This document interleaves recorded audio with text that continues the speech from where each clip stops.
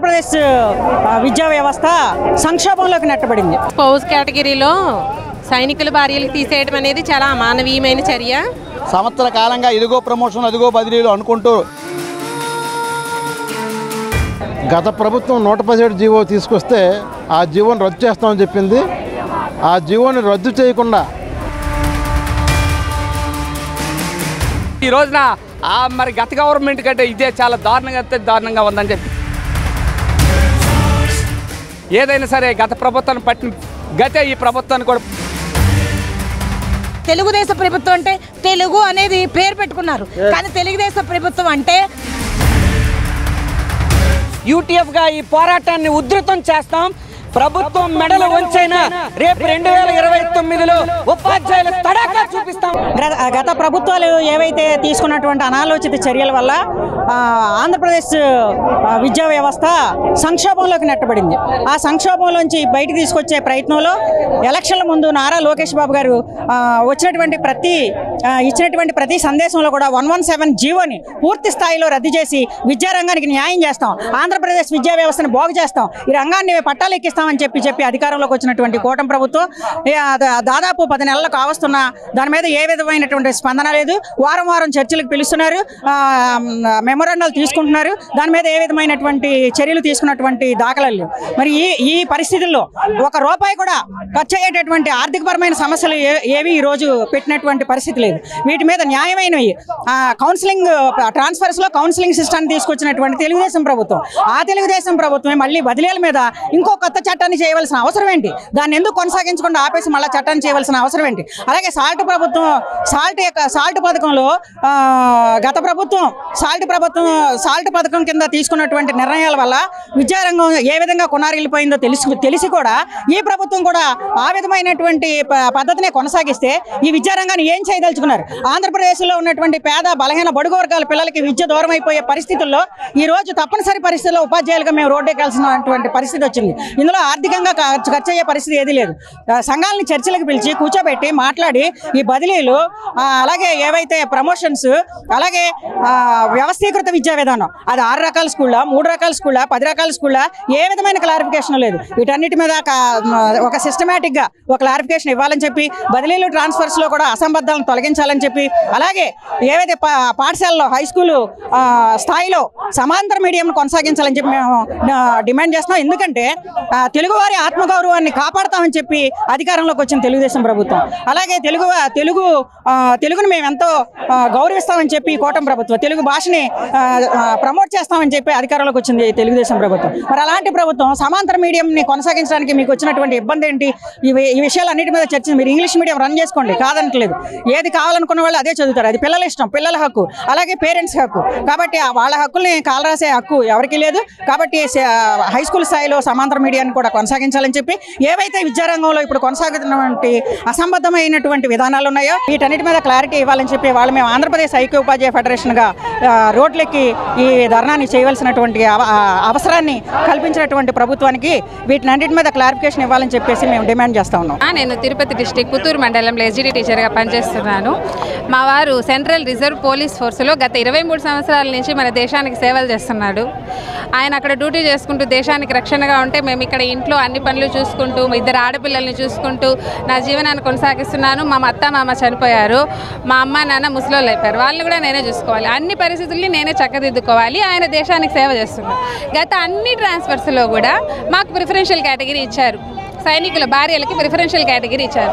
కానీ కేవలం ఈ 2025 ట్రాన్స్ఫర్స్ యాక్ట్లో మాత్రము దాన్ని తీసేశారు. ఎందుకు తీసేశారో కూడా మాకు తెలియటం లేదు. మాకు చాలా అన్యాయం జరుగుతుంది.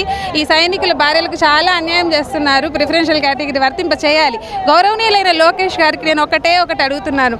మొన్న మురళీ నాయక్ గారు చనిపోయినారు దేశ రక్షణలు, ఆయన కుటుంబాన్ని అంత పరామర్శించారు కదా. ఇప్పుడు మేము కూడా అదే కదా పరిస్థితిలో ఉన్నాము. మమ్మల్ని కూడా ఆయన ప్రిఫరెన్షియల్ కేటగిరీ కంపల్సరీగా వర్తింప చేయాల్సిందని ఆయన్ని లోకేష్ గారిని కోరుకుంటున్నాను. సార్ చెప్తండి. నేను కోనసీమ జిల్లా నుంచి వచ్చాను. అంటే ఇది స్పౌస్ కేటగిరీలో సైనికుల భార్యలకు తీసేయడం అనేది చాలా అమానవీయమైన చర్య. ఇది మానవతా దృక్పథంతో ఆలోచించి ప్రభుత్వం వారు దీని ద్వారా పొందే లాభం ఏమిటో మనకు తెలీదు. ఎంతోమంది కూడా ఉండరు, చాలా తక్కువ సంఖ్యలోనే ఉంటారు వీళ్ళు స్టేట్లో చూస్తే. దీనికి ఈ స్పోర్ట్స్ కేటగిరీ మళ్ళీ తిరిగి వర్తింప చేయాలి అని మానవతా దృక్పథంతో ఆలోచించి సైనికులకు భార్యలకి న్యాయం చేయాలి. ఉద్యోగస్తులకి ఇంట్లో ఉండి అన్నీ చూసుకునే వాళ్ళు అనేది చిన్న విషయం కాదు. వాళ్ళ మీద పేరెంట్స్ కూడా ఆధారపడి ఉంటారు కాబట్టి వాళ్ళకి తగిన న్యాయం చేయాలని కోరుకుంటున్నాము. అలాగే ఇప్పుడు బీఎడ్ ఇన్ సర్వీస్ బీఈడీ చేస్తున్న వాళ్ళు ఉన్నారు. వాళ్ళు ఇప్పుడు జూలైలో జాయిన్ అవ్వబోతున్నారు. వాళ్ళ ప్లేస్ కూడా వేకెంట్ చూపిస్తున్నారు. వేకెంట్ చూపిస్తే వాళ్ళ ప్లేస్ వాళ్ళకు ఉండదు. మళ్ళీ వాళ్ళు వచ్చి ఏ ప్లేస్లో ఉంటారు, వాళ్ళు మళ్ళీ వర్క్ అడ్జస్ట్మెంట్లో ఉండాల్సి వస్తుంది. ఇది కూడా ఈ విషయంలో కూడా ఇన్ సర్వీస్ బీఈడీలో ఉండి ఇప్పుడు ఇంకో నెలలో సర్వీస్లో జాయిన్ అయ్యే వాళ్ళకి కూడా ఆ ప్లేస్ వేకెంట్ చూపించకుండా వాళ్ళకే కేటాయించాలనేసి వాళ్ళ ప్లేస్ వాళ్ళకే ఉంచాలని కూడా మేము డిమాండ్ చేస్తున్నాం. శ్రీకాకుళం జిల్లా ప్రధాన కార్యదర్శిని. ఈరోజు ఈ మండు టెండలో ఉపాధ్యాయులు మహిళలు అనకుండా వృద్ధులు అనకుండా ఈ మండు టెండలో రాసి రంపాన పెడుతున్న ప్రభుత్వానికి వెంటనే బుద్ధి తెచ్చుకొని సరైన న్యాయం చేయాలి. సంవత్సర కాలంగా ఇదిగో ప్రమోషన్ అదిగో బదిలీలు అనుకుంటూ అలా కాలక్షేపం చేసినటువంటి ప్రభుత్వం ఈరోజు 19, 20, 21 అనే 3 జీవోలు ఇచ్చి ఉపాధ్యాయ లోకాన్ని అంతా కూడా గందరగోళంలోకి నెట్టేస్తుంది. ప్రాథమిక విద్యలోకి వచ్చేసరికి 20 మంది దగ్గర ఒకరు ఉంటున్నారు, 30 మంది దగ్గర ఒకరు ఉంటున్నారు, 10 మంది దగ్గర ఒక టీచర్ అనేసి రకరకాలమైన విధానాలు పెడుతున్నారు. అలాగే గత ప్రభుత్వం రివర్స్ బీఆర్సీ ఇస్తే ఈ ప్రభుత్వం రివర్స్ బదిలీలు ప్రమోషన్లు ఇస్తుంది. గత ప్రభుత్వం హై స్కూల్లోకి ఉపాధ్యాయులు ప్రమోషన్లు ఇచ్చి పంపిస్తే ఈ ప్రభుత్వం ఆ ప్రమోషన్లు ఇచ్చిన ఉపాధ్యాయులకి మళ్ళీ వెనక్కి రివర్స్ తీసుకొచ్చి ఎలిమెంటరీ స్కూల్ ప్రధానోపాధ్యాయులుగా చేస్తుంది. ఇది ఎస్జిటీలకు కూడా చాలా అన్యాయం జరుగుతుంది. కాబట్టి అలాగే తెలుగు సమాంతర మీడియాని ప్రతి స్కూల్లో కూడా సమాంతర మీడియాని కానీ రన్ చేసి ఉంటే మరికొంతమందికి అవకాశం వస్తుంది. కాబట్టి ఈ రోజు చేస్తున్న బదిలీలు అంతా కూడా తూతూ మంత్రంగా చేసి విద్యారంగాన్ని పూర్తిగా సర్వనాశనం చేయడానికి ప్రభుత్వం చూస్తుంది. ఇది సాల్ట్ ఒప్పందంలో ఒక భాగంగా మాత్రమే చేస్తుంది. కానీ ప్రభుత్వం వెంటనే దీని మీద కల్పించుకొని ఈ మండు ఎండలో చేసినందుకు విద్యాశాఖ మంత్రి గారే స్వయంగా వచ్చి ఒక స్పష్టమైన హామీ ఇవ్వాలనేసి ఆంధ్రప్రదేశ్ ఐక్యోపాధ్యాయ ఫెడరేషన్ శ్రీకాకుళం జిల్లా శాఖ పక్షాన రాష్ట్ర శాఖ పక్షాన మేము తెలియజేసుకుంటున్నాం. కాళేశావళి కొల్లిపర మండల శాఖ గుంటూరు జిల్లా అండి. ఈ జీవోలు ఏదైతే ఇచ్చారో ఆ జీవోల్ని రద్దు చేయాలని కోరుకుంటున్నాము. అట్లాగే ఉర్దూ మీడియం పాఠశాలల్లో తెలుగు ఎస్జిటీలను కేటాయిస్తూ ఉన్నారు. అందుకు బదులుగా ఉర్దూ ఎస్జిటీలను కేటాయించాలని కోరుతున్నాం. ఉర్దూ పాఠశాలలో ఉర్దూ ఎస్జిటీలని అదనంగా కేటాయించాలని కోరుకుంటున్నాం. Vizianagaram UTF general secretary. ఈ రాష్ట్ర ప్రభుత్వం గత ప్రభుత్వం 117 జీవో తీసుకొస్తే ఆ జీవోని రద్దు చేస్తామని చెప్పింది. ఆ జీవోని రద్దు చేయకుండా ఆ జీవోలో ఉన్న సారం కన్నా ఇంకా ఎక్కువ ప్రవేశపెట్టి విద్యారంగాన్ని నాశనం చేయడం కోసం పూనుకుంది. గత ప్రభుత్వం 6 రకాల పాఠశాలలు ప్రవేశపెడితే ఈ ప్రభుత్వం 9 రకాల పాఠశాలను ప్రవేశపెట్టింది. అలాగే ప్రపంచ బ్యాంకు సంస్కరణలను అమలు చేయడం కోసమే గత ప్రభుత్వం కానీ ఈ ప్రభుత్వం కానీ ముందుకెళ్తున్నాయి తప్ప ఉద్యోగులు ఉపాధ్యాయులు కానీ పాఠశాలలో విద్యార్థుల సంక్షేమం కోసం ప్రయత్నం చేయటం లేదు. తక్షణమే ఈ విద్యారంగంలో మేధావులని అందరినీ పిలిచి ఉపాధ్యాయ సంఘాలను పిలిచి ఇటువంటి విధానాలు చేపడితే విద్యారంగం బాగుపడుతుంది అనేది చర్చలు జరపాలి. లేనప్పుడు ఎటువంటి జీవోలు తీసుకొచ్చినా కూడా ఉపయోగం లేదు. ఒకవైపు 117 జీవోలు రద్దు చేయకుండానే 19, 20, 21 జీవోలు తీసుకొచ్చింది. ప్రాథమిక పాఠశాలను నిర్వీర్యం చేసేలా ఉంది. రాబోయే రోజుల్లో ప్రాథమిక పాఠశాల నిర్వీర్యం అయితే హై స్కూల్ కూడా ఆటోమేటిక్గా కొనమరుగైపోతుంది. కాబట్టి ఈ జీవోల్ని రద్దు చేసి అందరికీ ఆమోదంగా ఉండేలాగా ప్రభుత్వం చర్యలు చేపట్టని చెప్పి కోరుతున్నాం. సో 1:20% విద్యార్థులు ఉపాధ్యాయులు నిష్పత్తి ఉండాలి. రెండోది ఉన్నత పాఠశాలలో 40 మంది విద్యార్థులు దాటితే తప్పనిసరి 2వ సెక్షన్ ఆమోదింపజేయాలి. ప్రధానమైన డిమాండ్లు. మూడోది ఏంటంటే 117 జీవో వల్ల అనేకమైన పాఠశాలలో ఒక్కటే ఉపాధ్యాయుడిగా రూపాంతరం చెందినాయి. ఈ 117 జీవో తీసేసి 19, 20, 21 జీవోలు ప్రవేశపెట్టడం వల్ల ఆ ఒక్క ఉపాధ్యాయుడు కూడా పాఠశాలలో లేకుండా పాఠశాలే పీకేసేటువంటి పరిస్థితి వచ్చింది. కాబట్టి ఇవి డిమాండ్లన్నీ కూడా చాలా క్రూషియల్. అదేవిధంగా ప్రిఫరెన్షియల్ కేటగిరీ ఇదివరకు ఇవ్వడం జరిగింది. ఆ ప్రిఫరెన్షియల్ కేటగిరీని అదేవిధంగా కొనసాగించాలి. అదేవిధంగా ఎస్టీ స్టడీ లీవ్ మీద ఎవరైతే వెళ్ళి ఉన్నారో ఎస్సీ, ఎస్టీ ఉపాధ్యాయులు అదే ప్లేస్లో కొనసాగించాలి. వీళ్ళు చాలా అన్యాయంగా ఎవరైతే బలహీన వర్గాలు ఉన్నారో ఆ బలహీన వర్గాల మీద దాడి చేసి వాళ్ళు ఇప్పుడు అదే ప్లేస్ కోరుకోకుండా ఖాళీ చేపించేసేసి క్రొత్త వాళ్ళు కోరుకునే విధంగా చేశారు. ఇది చాలా అన్యాయం. రాజ్యాంగం ఇచ్చినటువంటి ప్రావిజన్ ఎస్సీ, ఎస్టీ ఉపాధ్యాయుల యొక్క ప్లేసుల్ని మరి తొలగిపోయేటటువంటి పరిస్థితి వచ్చింది. ఇది చాలా ప్రధానమైన డిమాండ్. ఈ రెండోది ఇక ప్రతి విషయంలో కూడా ఏది మన 1:20 ఉపాధ్యాయులు ఉన్నాయి. ఈ రోజున ఏం జరిగింది 1:31 పిల్లల్ని పెట్టేసి ఒక ఉపాధ్యాయుని ఇచ్చి ఆ పాఠశాల మూతపడే విధంగా చేస్తూ ఉన్నారు. 9 రకాల స్కూల్ ప్రవేశపెట్టడం జరిగింది. ఈ 9 రకాల స్కూల్స్ వల్ల ప్రయోజనం లేకపోగా ప్రజల ఈ యొక్క విద్యార్థులందరూ కూడా స్కాటర్ అయ్యే ప్రమాదం ఉంది. కాబట్టి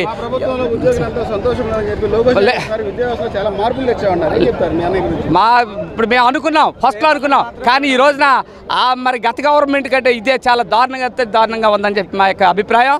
ఏదైనా సరే గత ప్రభుత్వాన్ని పట్టిన గతే ఈ ప్రభుత్వాన్ని కూడా పడుతుందని, రాబోయే ప్రభుత్వాలు కూడా ఇదే విధానానికి అవలంబిస్తే ఇదే విధానంగానే వాళ్ళు మరి గాల్లో గెలిచిపోతారని చెప్పి సందర్భంగా తెలియజేస్తూ రావాలి లోకేష్ అన్న.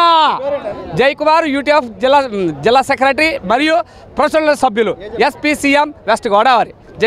ఫ్రెండ్లీ గవర్నమెంట్ లోకేష్ గారు విద్యాశాఖ మంత్రిగా ఫ్రెండ్లీ గవర్నమెంట్గా తీసుకొచ్చారు. అలాగే ప్రతి శుక్రవారం కూడా ఉపాధ్యాయ సంఘాలతో మాట్లాడుతూ ఉన్నారు. ఉపాధ్యాయ సంఘాలు ఈ జీవోలు ఏవైతే ఉన్నాయో అసంబద్ధాలన్నీ కూడా వివరించారు. కానీ అవన్నీ మెమోరండాలు అవన్నీ కూడా తీసుకున్నారు. కానీ వాళ్ళు ఏదైతే చేశారో ఆ జీవోలే అసంబద్ధ జీవోలు తీసుకొచ్చారు. ప్రమోషన్లు కూడా చాలా అసంబద్ధాలుగా ఉన్నాయి. అలాగే తెలుగుదేశం ప్రభుత్వం అంటే తెలుగు అనేది పేరు పెట్టుకున్నారు. కానీ తెలుగుదేశం ప్రభుత్వం అంటే బోత్ మీడియా కొనసాగించాలని ఎప్పుడో చెప్పాం. కానీ పక్కన చూస్తే కేరళ, కర్ణాటక, తమిళనాడు వంటి రాష్ట్రాలలో బోత్ మీడియా ఉంది. అంటే మదర్ టంగ్లో రాసుకునే రైట్ పిల్లలకి ఇవ్వాలి. కానీ ఈ గవర్నమెంట్ మరి ఏకపక్షంగా నిర్ణయం తీసుకొని పూర్తి ఇంగ్లీష్ మీడియం కొనసాగిస్తుంది. అదొకటి. ఇదొకటి రద్దు చేయాలి. అంటే బోత్ మీడియా కొనసాగించాలి. అలాగే ఈ ప్రమాదకరమైన జీవాలు ఏవైతే ఉన్నాయో 1:20 ఎలిమెంటరీ స్కూల్కి ఉండాలి. అలాగే 1:45 హై స్కూల్కి ఉండాలి.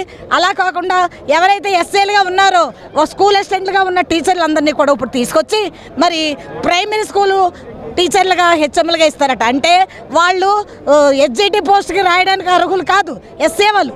కానీ ఇప్పుడు ఎవరైతే ఎస్ఏలు డబుల్ పీజీ, ట్రిపుల్ పీజీ చేసిన ఎస్ఏలు ఎవరైతే ఉన్నారో వాళ్ళందరినీ తీసుకొచ్చి మోడల్ ప్రైమరీ స్కూల్ అంటే 1 నుంచి 5వ క్లాస్ వరకు ఉన్నటువంటి మోడల్ ప్రైమరీ స్కూల్స్లో వాళ్ళని ప్రైమరీ స్కూల్ హెచ్ఎంలుగా వేస్తారట. ఇది ఎక్కడ విచిత్రం అంటే వాళ్ళు 6th నుంచి 10th వరకు స్కూల్ అసిస్టెంట్లుగా కొనసాగించాల్సిన వాళ్ళని తీసుకొచ్చి ప్రైమరీ స్కూల్కి డిగ్రేడ్ చేస్తా ఉన్నారు. ఇది చాలా అసంబద్ధం. అలాగే ఆయన రివర్స్ పిఆర్సీ ఇచ్చాడు. ఈయనేమో ఫ్రెండ్లీ గవర్నమెంట్ అని మేము నమ్మాం. ఇప్పటికీ కూడా లోకేష్ అన్నకు చెప్తా ఉన్నాం, ఫ్రెండ్లీ గవర్నమెంట్ అంటున్నావు కదన్నా. కానీ ఇప్పుడు ఏవైతే అసంబద్ధాలు ఉన్నాయో మరి ఉపాధ్యాయులు ఈ రోజున మండు టెండలో రోడ్లు ఎక్కారు అంటే ఉపాధ్యాయులు ఒకటే కాదండి, మా శ్రమం కాదు. పేద బడుగు బలహీన వర్గాల పిల్లలు తెలుగు మీడియం లేకపోవడం వల్ల విద్యకు దూరం అయిపోతూ ఉన్నారు. అందువల్ల 2 మీడియాలు కొనసాగిస్తే తెలుగులో చదువుకోవచ్చు, ఇంగ్లీష్లో చదువుకోవచ్చు. ఆ రైట్ పిల్లలకి ఇవ్వాలి, ఆ రైట్ పేరెంట్స్కి ఇవ్వాలి. కావున ఇంగ్లీష్ మీడియం అంటే కొంతమంది పిల్లలు భయపడి స్కూల్కి దూరం అయిపోతూ ఉన్నారు. ఈ అసంబద్ధాలు ఉన్నటువంటి జీవాలన్నీ కూడా సరి చేయాలి. మా అందరికీ కూడా న్యాయం చేయాలి. ప్రమోషన్లో చాలా అసంబద్ధాలు ఉన్నాయి. అలాగే బదిలీలో చాలా అసంబద్ధాలు ఉన్నాయి. ఆ జీవాలన్నీ ఇప్పుడు సడన్గా ఇచ్చారు. వాటిని కూడా రద్దు చేసి ఫ్రెండ్లీ గవర్నమెంట్ అని పేరు పెట్టుకున్నారు. అలాగే విద్యలో కూడా మీరు ఫ్రెండే కాబట్టి మా ఉపాధ్యాయులందరూ సంక్షేమం కోరే నాయకులుగా మేము మిమ్మల్ని చూస్తూ ఉన్నాం. తప్పకుండా లోకేష్ అన్న మా అందరికీ న్యాయం చేయాలని, ఈ అసంబద్ధాలు తొలగించాలని, ఈ రోడ్డుకెక్కిన ఉపాధ్యాయులు ఆందోళన తగ్గించాలని కోరుతూ మీ మీడియా మిత్రులందరికీ నమస్కారాలు. దేవి, కాకినాడ జిల్లా UTF జిల్లా కార్యదర్శిగా పనిచేస్తున్నాను. గత ప్రభుత్వ హయాంలో కూడా ఇలాంటి ధర్నాలు చాలా చేస్తే ఇప్పుడు ప్రజెంట్ అధికార పార్టీలో ఉన్నటువంటి ప్రభుత్వాలు ఏమనేవంటే చిన్నపిల్లల మధ్య పాఠాలు చెప్పుకుంటూ ఎంతో హాయిగా గడపాల్సినటువంటి ఉపాధ్యాయులు రోడ్డుకి ఎక్కారు, మా ప్రభుత్వం వస్తే ఇలాంటి పరిస్థితి రాదు అని చెప్పారు. అదేవిధంగా లోకేష్ గారు 1170 జీవోను రద్దు చేసి పిల్లలందరినీ కూడా మెర్జింగ్ అనేటువంటి విధానం లేకుండా పాత పద్ధతిలోనే పాఠశాలను కొనసాగిస్తున్నా అని చెప్తూనే గత ప్రభుత్వం 6 రకాలైనటువంటి పాఠశాల వ్యవస్థను తీసుకొస్తే ఇది 9 రకాలైనటువంటి విద్యా వ్యవస్థను తీసుకొచ్చింది. ఇదేనా మీరు చేసేటటువంటి న్యాయం ప్రాథమిక విద్యా వ్యవస్థ కానీ మేము అడుగుతున్నాం. అదేవిధంగా ఇప్పుడు ప్రిఫరెన్షియల్ కేటగిరీలో ఉన్నవాళ్ళు 2 ఉన్న చోట కోరుకోకూడదట, ఒక ప్రిఫరెన్షియల్ ఉన్న వాళ్ళ చోట కోరుకోకూడదట, 3 పోస్టులు ఉన్నా కూడా కోరుకోకూడదంట. వాళ్ళు అనేక రకాలైనటువంటి అనారోగ్యాలతో ఇబ్బందులతో ఎన్నో బాధలు పడుతూ హాస్పిటాలిటీ అందుబాటులో ఉన్నటువంటి ప్రాంతాల్లో వాళ్ళు నివసించే విధంగా వాళ్ళకి ప్రిఫరెన్షియల్ కేటగిరీ అనేది ఈ ప్రభుత్వం కాదు, గత ప్రభుత్వాలన్నీ కూడా వాటిని ఆమోదించి వాళ్ళకి ఇవ్వడం జరిగింది. అలాంటి ప్రిఫరెన్షియల్ కేటగిరీ వాళ్ళు ఇప్పుడు ఎక్కడ కోరుకుంటారు, ఏ స్కూల్ కోరుకోవాలో కూడా వాళ్ళే చెప్తారంట. అంటే మనం ఏ పాఠం చెప్పాలి, ఎలా చెప్పాలి అదే అనేటువంటిది ఇన్నాళ్ళు వాళ్ళు మన మీద పెత్తనం చలాయించదే కాకుండా మనం ఏ స్కూల్లో ప్లేసెస్ కోరుకోవాలనేటువంటి విషయాలు కూడా వాళ్ళే చెప్తారట. అంటే గత ప్రభుత్వం మీద వీళ్ళు ప్రతిపక్షంలో ఉన్నప్పుడు ఒక మాట, అధికార పార్టీలో ఉన్నప్పుడు ఒక మాట చెప్పేటటువంటి ద్వంద్వ వైఖరి ముందు ప్రభుత్వం విడనాడకపోతే గత ప్రభుత్వం చూసేటటువంటి స్థితినే చూస్తుందని చెప్పి మేము ఐక్యోపాధ్యాయ ఫెడరేషన్గా మేము హెచ్చరిస్తున్నాము. అదేవిధంగా పాత పద్ధతిలోనే పాఠశాలలన్నీ కూడా కొనసాగించాలంటే ప్రైమరీ, అప్పర్ ప్రైమరీ యూపీ విధానాలనే కొనసాగించాలి. ఎంత ఉద్యోగ స్థాయి నుంచి, ఎంత చిన్న ఉద్యోగ స్థాయి నుంచి అన్నా కోరుకునేది ఏంటంటే ఎప్పటికప్పటికి ప్రమోషన్ వస్తుంది, మేము ఇంకా కొంచెం ఉన్నత స్థితికి వెళ్తామని ఉద్యోగస్తులందరూ కూడా ఆశిస్తూ ఉంటారు. అలాంటిది ఎస్జిటి రాయడానికి బీఈడి చేసినటువంటి అభ్యర్థులకి అర్హత లేదు, ఎస్జిటి అంటే ఎస్జిటి ఎగ్జామ్ డిఎస్సి రాయడానికి అర్హత లేదు అని చెప్తూనే అదే స్కూల్లో ప్రైమరీ హై స్కూల్ హెచ్ఎంస్గా పనిచేయడానికి స్కూల్ అసిస్టెంట్లు నియమించడం ఎంతవరకు న్యాయమని మేము ఐక్యోపాధ్యాయ ఫెడరేషన్గా మేము డిమాండ్ చేస్తున్నాం. కాబట్టి మా డిమాండ్లు నెరవేర్చడానికి మాకు రావాల్సిన రాయితీలు, మాకు రావాల్సినటువంటి ఎరియర్స్ ఇచ్చే ఉద్దేశం మీకు ఉందో లేదో అడగడానికి మాకు కూడా సిగ్గు అవుతుంది. ఎందుకంటే ఎన్ని రావాలో ఎన్ని వస్తాయి అనేది మాకు కూడా తెలియనటువంటి పరిస్థితుల్లో ఉన్నాం. కానీ ఇది మీకు ఖర్చుతో కూడినటువంటి విషయం. ఇలాంటివి చర్చల ద్వారా ఉపాధ్యాయులు ఏం ఆశిస్తున్నారు, వాళ్ళకి కావాల్సింది ఏంటి అనేటువంటి మీరు ఆలోచన చేసి మీరు పరిష్కరించాలని ఐక్యోపాధ్యాయ ఫెడరేషన్గా మేము డిమాండ్ చేస్తున్నాం. ఈరోజు బదిలీలు, పదోన్నతులు, రేషన్కి సంబంధించి అసంబద్ధంగా ఉన్నాయి అనే ఉద్దేశంతోనే ఈ అసంబద్ధతను తొలగించాలని రాష్ట్ర శాఖ పిలుపు మేరకు ఈరోజు విద్యాభవన్ ముందు యూటీఎఫ్ రాష్ట్రమంతా కలిసి ఒక ధర్నా చేస్తున్నాం. ఎందుకంటే జీవోలనే అసంబద్ధంగా ఉన్నాయి. గత ప్రభుత్వం ఏమో 6 స్కూళ్ళు పెడితే ఈ ప్రభుత్వం దానికి మించి 9 స్కూళ్ళు పెట్టింది. 6 స్కూళ్ళ వలన హై స్కూల్ నింపుతీవి, 9 స్కూళ్ళ వలన ఎలిమెంటరీ స్కూల్ నింపుతీవి. ఈ విధంగా ఒక గవర్నమెంట్ ఓ రకంగా పాటించడం వల్ల తీరా నష్టపోయేది బడుగు బలహీన వర్గాల వంటి అక్కడున్న పాఠశాల విద్యార్థులే. ఎందుకంటే ఈరోజు ఎస్సీ ఎస్టీలకు సంబంధించిన ఒక జీవో వాళ్ళు ఇన్ సర్వీస్ ట్రైనింగ్కి 2 సంవత్సరాలు పోతే వాళ్ళ ప్లేసులు బదిలంగా ఉండేవి. కానీ ఈనాడు ఈ ప్రభుత్వం ఏం చేస్తుంది, ఆ ఎస్సీ ఎస్టీలకు సంబంధించిన టీచర్ల యొక్క వాళ్ళు ఇన్ సర్వీస్ ట్రైనింగ్కి వెళ్తే వాళ్ళ ప్లేసులు ఖాళీగా చూపిస్తుంటే ఆనాడు ఆ చట్టం లేదు వాళ్ళు వెళ్ళనాటికి. ఈనాడు చట్టం వచ్చింది కనుక చట్టం రానప్పుడు ఉన్నటువంటి చట్టాన్ని అమలుపరిచి వాళ్ళ ప్లేసులు ఖాళీగా చూపించాలని ఒక ప్రధాన డిమాండ్గా ఉన్నాం. అదేవిధంగా పాఠశాల రేషన్ పేరుతో స్కూళ్ళని నాశనం అయిపోతున్నాయి. ఫౌండేషన్ స్కూల్ అంటివి, ఫౌండేషన్ స్కూల్లో సింగిల్ టీచర్ పెట్టావు. సింగిల్ టీచర్ వలన ఎంతమంది పాఠశాలలో చేరుతారు?